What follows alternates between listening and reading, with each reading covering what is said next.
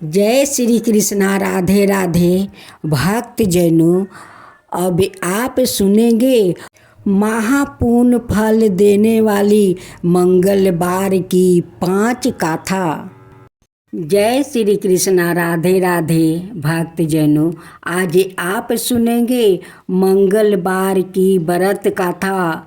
हनुमान जी की गाथा सुनने से तुलसी माता की उनकी साथ सुनी जाती है, क्योंकि हनुमान जी बिना तुलसी के भोग नहीं लगाते हैं और नहीं विष्णु भगवान बिना तुलसी के भोग लगाते हैं। इसलिए मंगलवार के दिन हनुमान के साथ साथ तुलसी माता की कहानी सुनी जाती है। बृहस्पतिवार के दिन विष्णु भगवान और माँ तुलसी के भी गाथा सुनी जाती है। ये दोनों भगवान तुलसी का भूखे हैं। एक नगर में एक वृद्धा निवास करती थी। उसके मंगलिया नाम का एक पुत्र था। वृद्धा की हनुमान जी पर गहरी आस्था थी। वो प्रत्येक मंगलवार को नियम पूर्वक व्रत रख कर हनुमान जी की आराधना करती थी। उस दिन वो ना तो घर लिपती थी और ना ही मिट्टी खोदती थी। वृद्धा को व्रत करते हुए अनेक दिन बीत गया था। एक बार हनुमान जी ने उसकी श्रद्धा की परीक्षा लेने के लिए सोचने लगे। हनुमान जी साधु का भेष धारण कर वहाँ पहुँच गया और पुकारने लगे, हाय कोई घर में, हाय कोई घर में, हनुमान भक्त जो हमारी इच्छा पूर्ण करे। पुकार सुनकर वृद्धा बाहर आई और बोली, आज्ञा महाराज कीजिए। साधु भेषधारी हनुमान बोले, मैं भूखा हूँ, भोजन करूँगा, तू थोड़ी जमीन लीप दे। वृद्धा दुविधा में पड़ गई। अंत हाथ जोड़कर बोली, महाराज, लिपने और मिट्टी खोदने के अतिरिक्त आप कोई दूसरी आज्ञा दे, मैं अवश्य पूर्ण करूँगी। साधु ने 3 बार प्रतिज्ञा करने के बाद कहा, तू अपने बेटे को बुलाओ, मैं उसकी पीठ पर आग जलाकर भोजन बनाऊंगा। वृद्धा के पैरों तले धरती घिसक गई, परंतु वो प्रतिज्ञाबद्ध थी। उसने मंगलिया को बुलाकर साधु के सामने कर दिया, मगर साधु रूपी हनुमान जी ऐसे ही मानने वाले नहीं थे।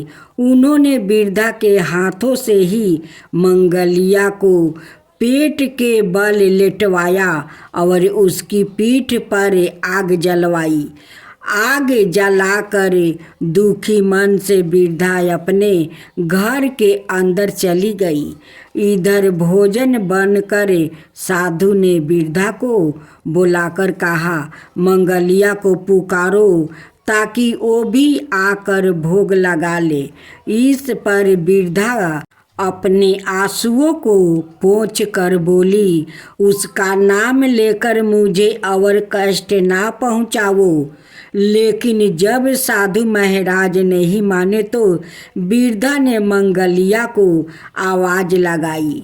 पुकारने की देर थी कि मंगलिया दौड़ा दौड़ा वो आ पहुँचा।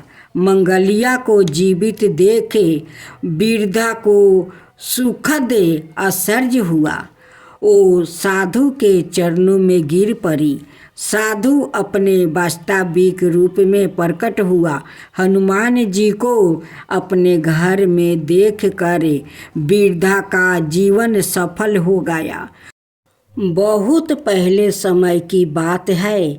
भारत के मध्य में भाग में एक छोटा सा गांव था, चंद्रपुरा। यह गांव चारों ओर से हरियाली से घिरा हुआ था, लेकिन वहाँ की जमीन बंजर हो चुकी थी। कई बरस से समय पर बारिश नहीं हो रही थी। खेतों में फसल तरसते थे। इस गांव में एक गरीब किसान रहता था, भोलानाथ। उसका जैसा नाम था वैसा ही उसका स्वभाव था, सरल, सच्चा, श्रद्धालु और निस्वार्थ थे। उसका चेहरा सांवला था, शरीर दुबला पतला, पर आँखों में अपार विश्वास की चमक थी। भोला के परिवार में उसकी पत्नी गंगा और एक छोटी सी प्यारी बेटी तुलसी थी। उसके पास बस एक छोटा सा टूटे हुए झोपड़ी थी, एक वृद्धा बैल जिसका नाम नंदी था और 1 बीघा सूखी जमीन थी। हर सुबह भोला ब्रह्म मुहूर्त में उठता है, अपने बैल नंदी को सहलाता है और सबसे पहले अपने झोपड़ी के कोने में राखे हनुमान जी के पुराने चित्रा के सामने बैठकर गद गद मन से हनुमान चालीसा का वो पाठ करता। जब वो पढ़ता, नासो रोग हरे सब पीरा, जपत निरंतर हनुमत बीरा, तो उसकी आंखों से श्रद्धा का आंसू बहने लगता था। उसके लिए हनुमान जी सिर्फ एक देवता नहीं, बल्कि शाखा पिता, मार्गदर्शक और रक्षक थे। परंतु समय बेरहम था। लगातार 3 बरस से वर्षा नहीं हुई थी।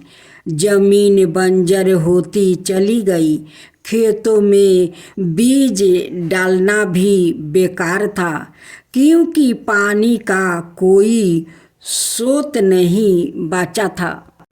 नदी सूख गई, तालाबों के कीचड़ तक नहीं बचा। गांव के कई लोग अपना घर छोड़कर नगरों की ओर चल गए, लेकिन भोला ने तो हनुमान जी से वादा किया था, जब तक प्राण है इस भूमि को नहीं छोड़ूंगा। धीरे धीरे घर के अन्न की कमी हो गई। रोज का भोजन घट कर आधी रोटी तक आ गया। एक दिन ऐसा आया जब घर में अन्न का एक दाना भी नहीं बचा। बेटी तुलसी के भूख से व्याकुल हो गई थी। देखकर भोला का हृदय फाट पड़ा।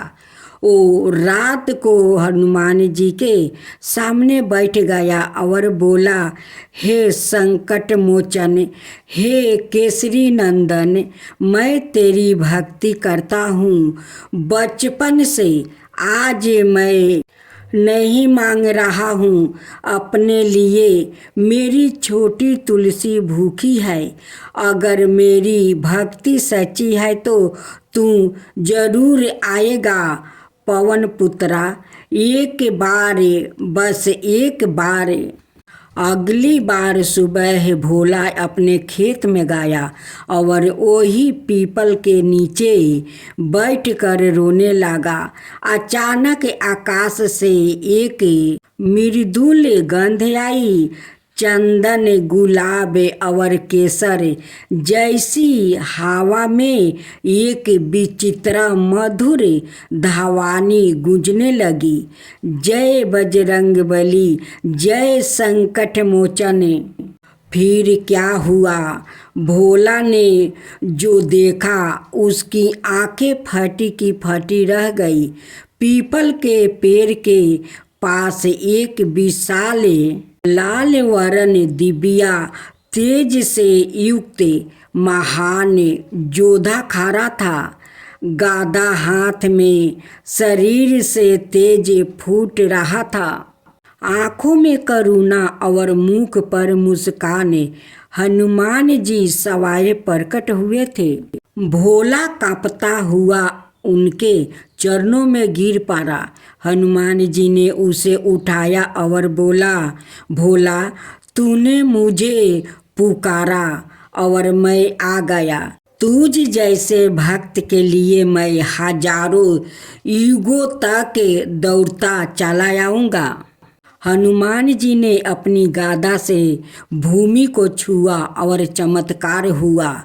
सूखी धरती अचानक हरी हो गई, मुरझाए पेड़ हरे भरे हो गया, नहर में पानी बहने लगा, खेतों में फसल लहराने लगी, हवा में मीठी बूंदों की वर्षा होने लगी, अन्न फल फूल और दूध की वर्षा।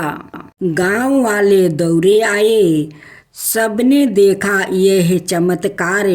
भोला को देखकर सब रोने लगा। हनुमान जी ने अंत में भोला को अपना गले लगा लिया और कहा, भोला, सच्ची भक्ति सिर्फ मंदिर में नहीं, भूखों को रोटी देने वाले, दुखियों को साथ बांधने वाले विश्वास से हनुमान जी की नाम जपने में होती है। तूने मुझे हर सुबह सच्चे हृदय से पुकारा है और आज मैं तुझ पर सदा के लिए कृपा बरसाऊंगा, कभी तुझे अभाव नहीं होगा। इतना कहकर हनुमान जी अंतर्ध्यान हो गए, पर पीपल के पेड़ पर उनकी छाया रह गई और वही एक दिव्या मूर्ति प्रकट हुई। उस दिन के बाद चंद्रपुर कभी सूखा नहीं पड़ा।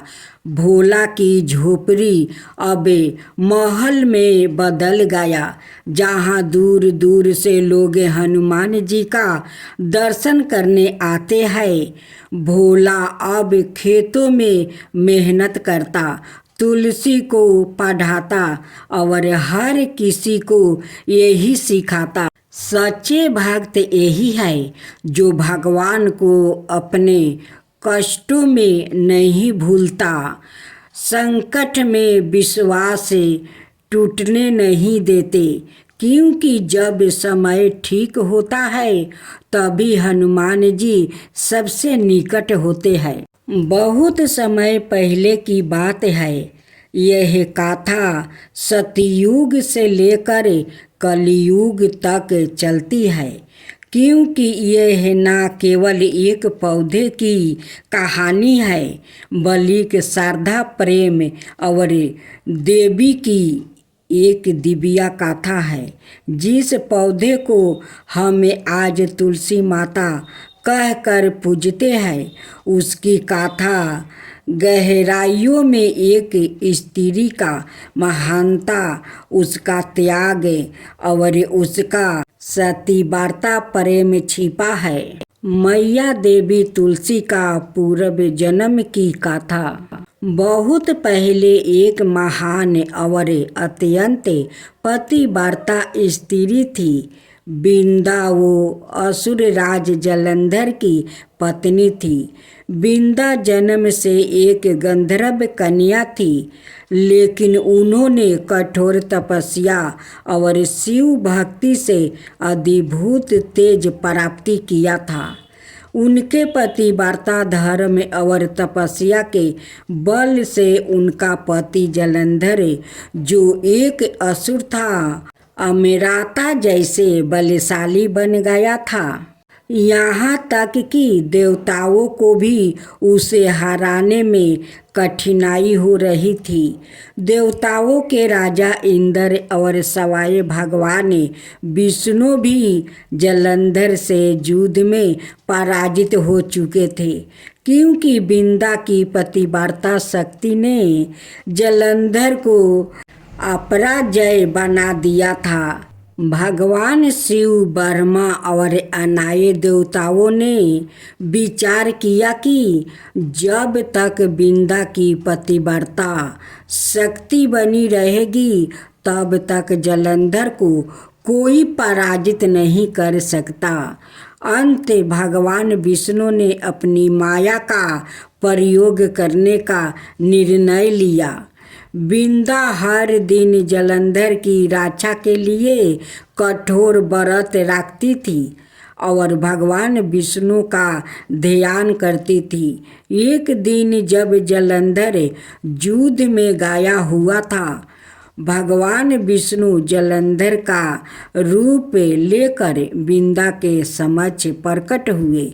बिंदा ने उन्हें अपना पति समझकर पूजन और सेवा की। जैसे ही बिंदा ने अपना व्रत तोड़ा, उसकी पतिव्रता शक्ति क्षीण हो गई। उसी समय युद्ध भूमि में जलंधर मारा गया।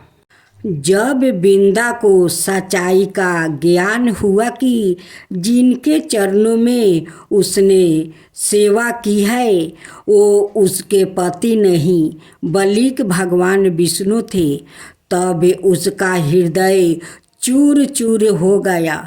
उसने विष्णु जी को बहुत भारी श्राप दिया। हे विष्णु, तुमने मेरी पतिव्रता धर्म का अपमान किया है। आज से तुम पत्थर के बन जाओगे। यही श्राप है जिसके कारण विष्णु जी शालिग्राम में शिला रूप में पूजने जाने लगे। बिंदा ने फिर अग्नि में प्रवेश कर लिया और अपनी देह त्याग दिया। भगवान विष्णु को अपने कर्म का बहुत दुख हुआ। उन्होंने वरदान दिया, हे बिंदा, तुमने जो प्रेम, निष्ठा और भक्ति दिखाई है वो अमर रहेगी। मैं तुम्हें एक पवित्र पौधे के रूप में इस संसार में पुण्य जन्म दूंगा। लोग तुम्हें तुलसी कहकर पूजेंगे और बिना तुम्हारे पते के मेरा पूजा कभी पूर्ण नहीं होगा। एक और कथा के अनुसार जब तुलसी माता का पूर्व जन्म एक पौधे के रूप में हुआ, तब शालिग्राम में रूपी विष्णु से उनका विवाह संपन्न हुआ। इस विवाह को आज भी तुलसी विवाह के रूप में कार्तिक मास की शुक्ल पक्ष की एकादशी या द्वादशी को मनाया जाता है। यह विवाह प्रतीक है प्रेम, क्षमा और ईश्वर से पुनः मिलन का। आज तुलसी माता को हिंदू धर्म में अत्यंत पवित्र माना जाता है। उनकी पूजा करने से पाप दूर होता है, मन शुद्ध होता है, घर में लक्ष्मी जी का वास होता है। मृत्यु के समय तुलसी पत्र और गंगा जल से मोक्ष की प्राप्ति होती है। तुलसी माता को केवल एक पौधा समझना भूल होगी। वो तपस्या, नारी शक्ति और देवी की मूर्त रूप है। जहाँ तुलसी होती है वहाँ भगवान विष्णु का वास होता है। वृंदावनी तुलसी जब पत्थर को हरती है, प्रेम में छल भी प्रभु के चरणों छू लेती है। जिस नारी ने दिया धर्म को इतना ऊंचाई स्थान, वही बनी देवी की पूजा की प्रथम पहचान। अब आप सुनेंगे देवी काली की कथा। देवी काली को शक्ति का साक्षात स्वरूप माना जाता है। माता रानी अपने भक्तों पर दया दृष्टि रखती है, लेकिन दुष्ट और दुराचारियों पर विध्वंस भी करती है। महिषासुर अति बलशाली दैत्य था जिसका संहार देवता भी नहीं कर सके। इसलिए देवी काली का जन्म हुआ। धार्मिक ग्रंथों में माँ काली के जन्म यह अवतार को लेकर कई मत है, लेकिन सबर मनाए मत यही है कि माँ काली का अवतार दैत्यों के संहार के लिए हुआ था। नवरात्रि में हम नव दुर्गा यानी माँ दुर्गा के 9 अवतारों की पूजा करते हैं। लेकिन जब दैत्यों के संहार के लिए माँ काली का जन्म हो चुका था तो फिर क्यों माँ दुर्गा को कई अवतार लेने पड़े? आइए जानते हैं इसके बारे में। काली माँ की कहानी छठी सातवीं के देवी महात्म्य के प्रथम अध्याय में काली को महाकाली के रूप में दर्शाया गया है। वो भगवान विष्णु के सोते हुए शरीर से देवी योग निद्रा के रूप में पैदा हुई ताकि ब्रह्मा और दुनिया को 2 राक्षसों मुद और कदब से बचने के लिए उन्हें जगाया जा सके। एक बार जब विष्णु जागे तो उन्होंने उन राक्षसों के खिलाफ एक लंबा युद्ध शुरू किया, लेकिन वो अभी भी पराजित थे और अपनी सफलता पर गर्व कर रहे थे। यह देखकर महाकाली ने महामाया का रूप धारण किया और दोनों राक्षसों को मंत्रमुग्ध करने के लिए चली गई। जब वो महामाया से विचलित हुए तो विष्णु ने उन्हें तुरंत मार डाला। बाद के अध्यायों में चंड और मुंड 2 राक्षस थे जो देवी दुर्गा पर हमला करते थे। दुर्गा इतनी उग्रता से जवाब देती है कि काली उसके माथे से निकलती है और उन दोनों को मार देती है। यहाँ काली को गहरे नीले रंग की त्वचा संधि हुई, आंखों वाला एक पतला चेहरा और खोपड़ियों की माला के साथ बाघ की खाल का कपड़ा पहने हुए बताया गया है।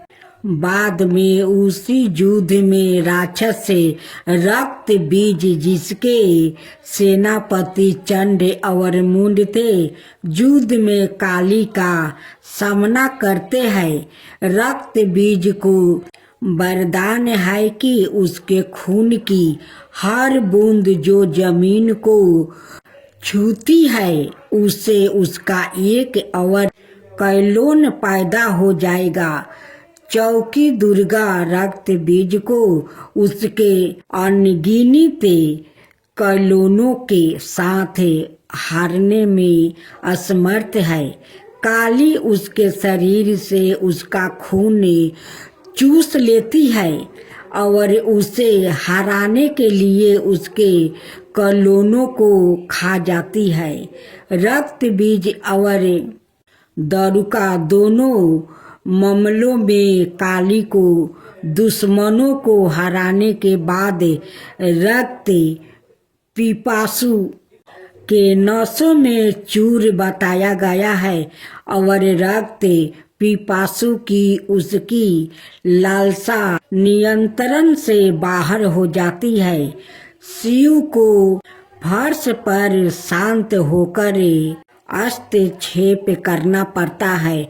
जब काली क्रोध में आगे बढ़ रही होती है तो वो गलती से शिव पर पैर रख देती है और उसकी जीभ बाहर निकल जाती है। वो तुरंत शांत हो जाती है और फिर से दुर्गा पार्वती में विलीन हो जाती है। युद्ध में भाग लेने के बाद शिव ने पार्वती को काली काली त्वचा वाली कहकर चिढ़ाए। पार्वती बहुत आहत हुई और योग योग तक तपस्या करना शुरू कर दिया जब तक कि उन्होंने अपना काला रंग नहीं खो देती है, इसे त्याग नहीं दिया और गौरी सुनहरी तवाचा वाली देवी नहीं बन गई। उसका छिपा हुआ अंधकारमय अवतारण कोशिकी बन जाता है, जो क्रोधित होने पर काली बन जाता है। काली पूजा उत्सव देवी काली को समर्पित है और विशेष रूप से पश्चिम बंगाल, ओडिशा और असम के भारतीयों क्षेत्र में मनाया जाता है। यह हिंदू कैलेंडर के हर महीने में अमावस्या के दिन मनाया जाता है। यह दीपावली के बाद शुरुआत होता है और दिनों तक चलता है। चौकी देवी काली महाविद्याओं में प्रमुख है। उनमें से प्रत्येक का काली पूजा से पहले अवतार का एक दिन होता है।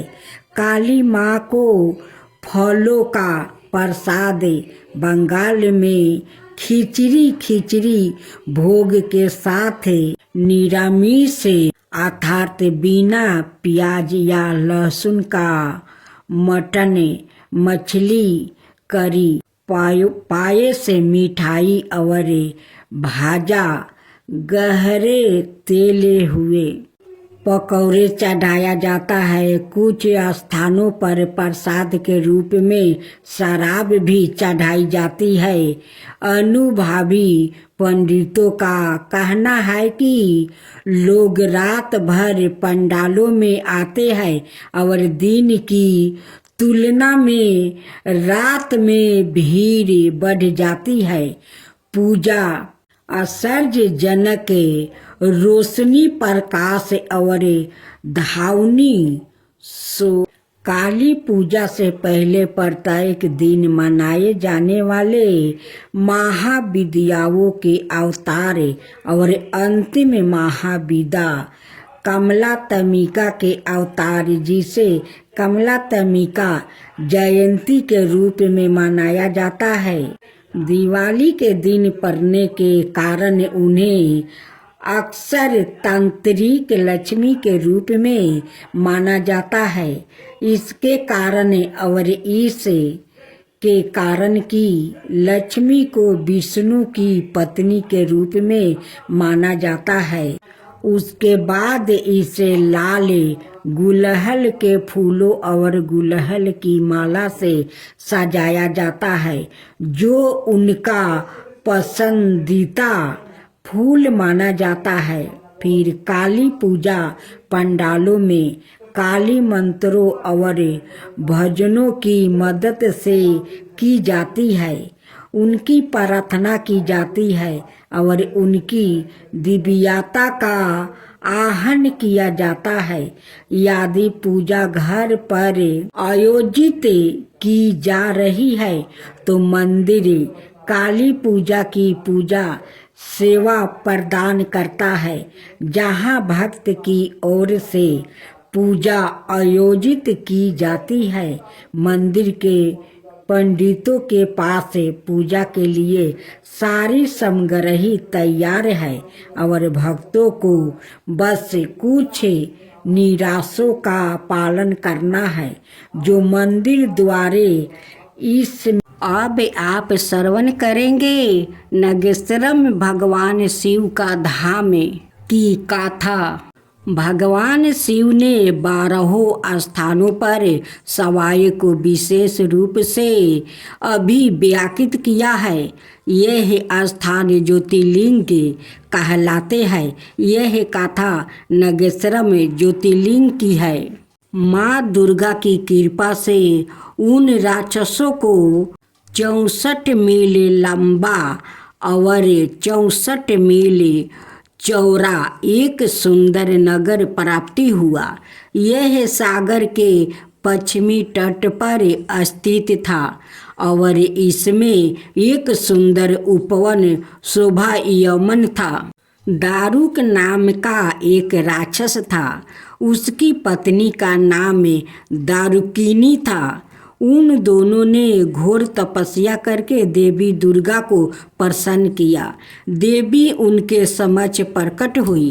दारुक और दारुकी वर मांगे, माते हमें कृपा करके ऐसा नगर प्रदान करे जो अजय हो और जिसमें एक सुंदर उपवन हो।